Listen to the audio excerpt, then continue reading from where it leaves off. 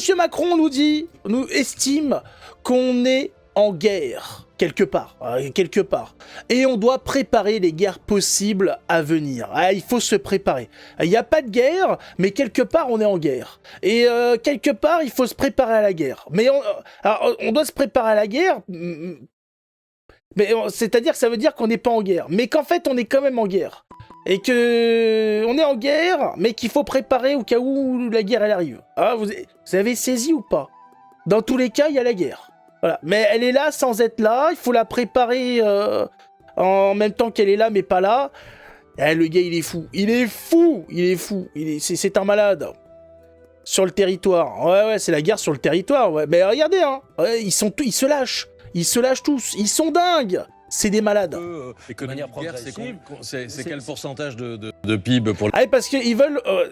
c'est pas fini. Ils veulent faire la guerre, ils veulent mettre en place l'économie de guerre. Et vous allez voir qu'ils sont, ils sont chauds patates. De manière progressive, c'est quel pourcentage de PIB pour les dépenses militaires? Ça veut dire passer en tout cas à 4%, mais ça veut dire aussi... on est en 2 en France, on est à 2,2 au Royaume-Uni, on est en dessous de 2 en Allemagne, en Italie, en Espagne. La Pologne est à 4,5, va passer à 5, les pays baltes aussi, mais évidemment ce ne sont pas des États ayant la même force. Mais ça veut dire aussi passer à des réquisitions d'entreprises, transformer des entreprises civiles, qui travaillent pour produire des biens de consommation quelconque, dans des entreprises militaires. Regardez ce que les États-Unis ont fait après 1941. J'ai l'impression qu'on en a parlé il y a 3 ans déjà. Mais on en parlait alors. À point de détail d'ailleurs, enfin point de détail pas du tout anodin, sur l'économie de guerre. Rappelez-vous le discours d'Emmanuel Macron à Eurosatory, c'était en juin 2022. Où il disait qu'il faudrait que les pays de l'Union européenne passent en économie de guerre. Donc c'était déjà sur la table. Nous collectivement, c'est le nous européens, n'avons absolument rien fait. Mais il y a vraiment une urgence, parce qu'on sait très bien que si aujourd'hui l'Ukraine tombe par la volonté de Trump qu'on ne l'aide pas suffisamment, nous sommes les prochains sur la liste, indépendamment même de toute autre considération de droit international, du fait que dans les zones occupées par la Russie, vous avez des enfants déportés, des tortures quotidiennes, des exécutions forcées, des viols de masse. C'est ça aussi la réalité de l'occupation. Vous avez entendu russe. Non mais ils vont toujours plus loin. Vous avez entendu la propagande? Pas suffisamment, nous sommes les prochains sur la liste, indépendamment même de toute autre considération de droit international, du fait que dans les zones occupées par la Russie, vous avez des enfants déportés, des tortures quotidiennes, des exécutions forcées, des viols de masse. C'est ça aussi la réalité de l'occupation russe. Est-ce que ça, nous pouvons laisser... Non, mais le gars, il fait une inversion accusatoire, mais c'est énorme. Mais mon pauvre, mais quand la paix va être mise en place et que tu vas devoir payer, quand on va avoir les comptes rendus de ce qui s'est passé, mais t'es pas prêt, tu vas te cacher tout de suite. Il y a une crédibilité de l'Europe, légitimité de l'Europe, et tout simplement aussi derrière la sécurité de l'Europe. Donc il y a une urgence absolue. Absolue. Ça fait 3 ans qu'il y a une urgence absolue. D'expliquer cela aussi aux populations de l'Europe. Parce que si on ne leur explique pas, si on dit, comme ça a été dit encore il y a 3 mois, nous ne sommes pas en guerre avec la Russie, eh bien évidemment, nous ne convaincrons personne. Nous ne voulons pas mourir pour Kiev. Voilà, il faut convaincre, ça veut dire il faut lancer la propagande. Il va falloir convaincre les gens d'aller crever pour rien. Sinon, ils vont pas y aller.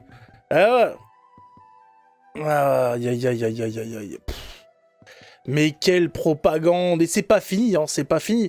L'effort militaire pour la sécurité en Europe aura des conséquences pour les finances publiques de la France. On nous prépare, on nous dit bon, voilà, il va avoir des petits problèmes économiques. C'est-à-dire que bon, jusqu'à maintenant, il y avait déjà des problèmes économiques, mais ça va s'accentuer. Voilà, ils sont gentils, ils nous préviennent, ils disent bon, non, jusqu'à maintenant, on va dire que ça allait. Et c'est vrai que là, on va se lancer dans une, dans un réarmement, dans une guerre, voilà, dans une guerre économique et tout, dans un effort de guerre, et donc il va avoir des petits problèmes au niveau des finances. Ça va y aller. Il va avoir des petites dépenses. Pourquoi pas, j'ai envie de dire, première dame, pourquoi pas? Allons-y, niquons la dette française jusqu'au bout, 4 000 milliards de dettes, pourquoi pas, c'est joli 4 000, 4 000. 4 000? Oui, 4 000. 4 000. 4 000. 4 000. 4 000. 4 000. 4 000. 4 000. 4 000. Ouais, allons-y. Oui, mais vous allez rien faire. Vous allez rien faire du tout, je l'annonce. On n'a pas les moyens financiers. On n'a pas les moyens matériels. On n'a pas les matières premières. Qu'est-ce que vous allez faire? À qui vous allez acheter quoi? Il y a les BRICS d'un côté, les États-Unis de l'autre. Vous allez rien toucher. Tu as entendu? 4000? Non, j'ai pas entendu. Un quoi qu'il en coûte à l'ancienne, ouais. Je crois qu'il a pas fait attention, Loïc. Quoi? On veut pas mourir pour du gaz. C'est pas vrai, il a dit ça. Ah, j'ai pas fait gaffe, j'étais trop omnibulé pour... D'expliquer cela aussi aux populations de l'Europe.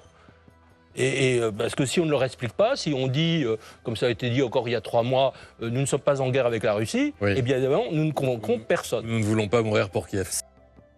Et là, il a dit on veut pas mourir pour Kiev. Nous ne convaincrons personne. Nous ne voulons pas mourir pour Kiev. Non, mais voilà. Je me disais aussi, c'est trop gros.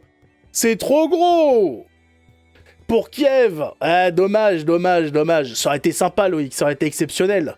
On aurait pu faire un montage. Non, mais c'est pour ça, y a rien. Il parle de guerre. Vous avez vu le nombre de soldats qui se tirent, de désertion en Ukraine. Mais demain, il y a la même en France, mais la population est divisée par 10 en un week-end. De quoi il parle? Mais arrête, mais personne. Déjà, les étrangers vont jamais se battre pour la République.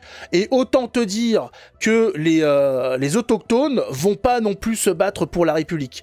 Personne va vouloir défendre ce gouvernement de merde. Personne. Hein, les politiciens en premier. Ils vont tous se barrer. Arrêtons. Faire la guerre avec quoi? En terre d'islam. Ouais. Bah après, il faut que les autres aussi trouvent des terres. Hein, parce que là, ça va être dur quand même. Hein. Ça va être compliqué, cette affaire.